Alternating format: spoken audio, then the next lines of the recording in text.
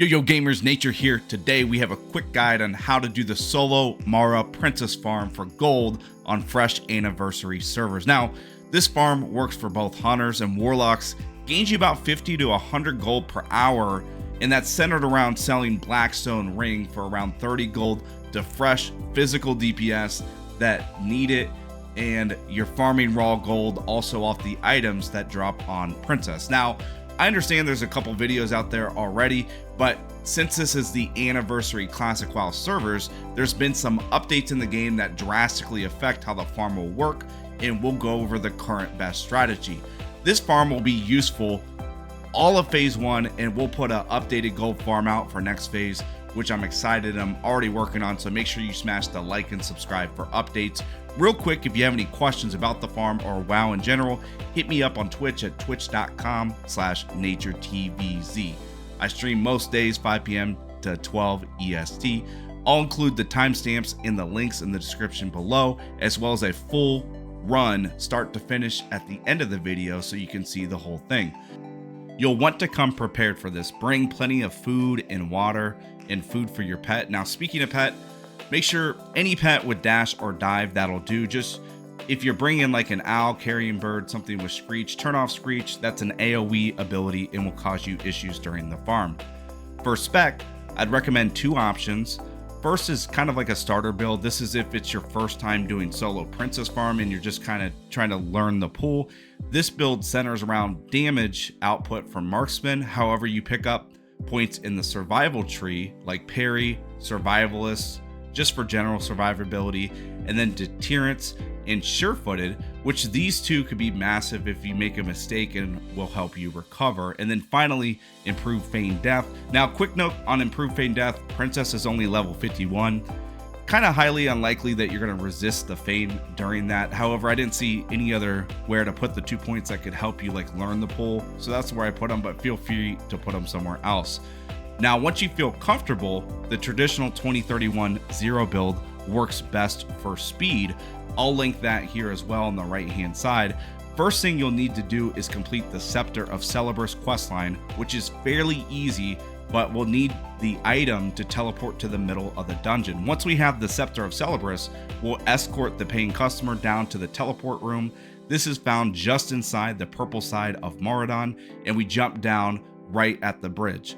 Side note, make sure you wait for the payee to take the teleport before you go ahead and enter the dungeon, because you won't be able to get them in otherwise unless if they also have the teleporter. Once you're inside, if you bring a rogue, you can actually skip this next step, but we go ahead and we're going to kill the first two hydras that we mark here in the video. We want to pull them one at a time. And as a side note, if you have your payee help kill these, it'll help make the run quicker. If I bring a hunter or a warrior, I usually have them hamstring or wing clip this while I go ahead and kite it. Makes it easier, and then I don't have a recovery time after. Once we kill the two hydras, we just instruct our payee to stand in the corner here, or like I said, if you have a rogue, they can go ahead and stealth. They can AFK here the whole time the rest of the run. We can go ahead and run up this path to princess. Once we get to princess, notate there's 3 abilities we want to worry about. First is boulder, which princess has a 2-second cast before launching a boulder at you that does a small amount of damage but also does a knockdown. We don't want to get hit by this, but side note, it only triggers if you're within 20 to 40 yards of princess, so we do want to trigger this ability. Dust cloud, which only triggers while there's an enemy within melee range of princess, and it does a small AoE as well as a small knockback.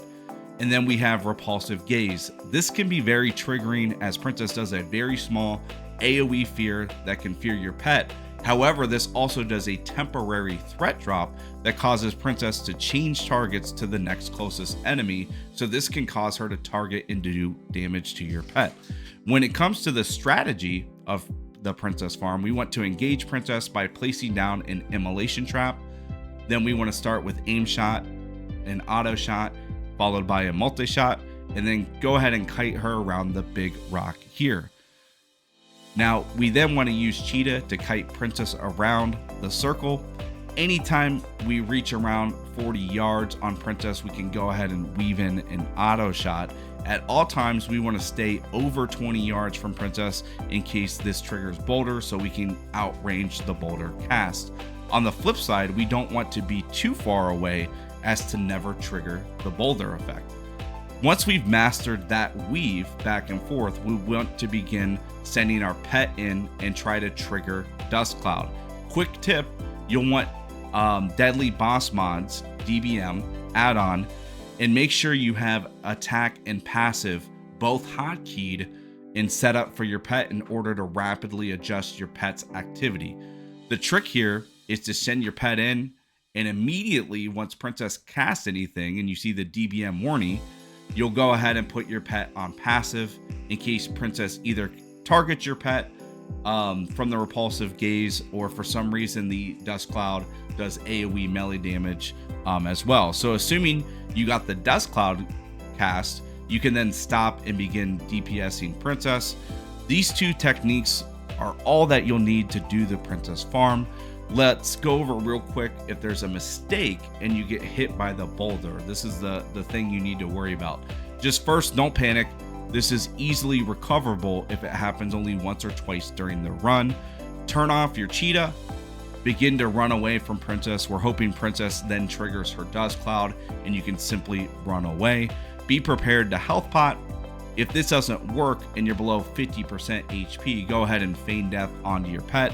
As a side note, I always keep my health pot in case if this happens. I never use mana pots. I just keep this just in case if this happens. Again, we're hoping your pet triggers the Dust Cloud. Try to pull threat off your pet, and distracting shot will help here as well. We want to avoid your pet dying. If it does die, we usually can recover real quick around the big rock during our kiting path, or we can simply go ahead and kill Princess without your pet. We just won't have the safe recovery.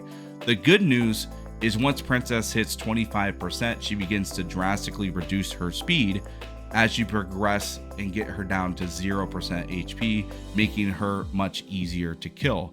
So if your pet dies when Princess is close to 25%, don't worry, you can get her down fairly easy. She'll be slowed and you'll be able to get the kill from there.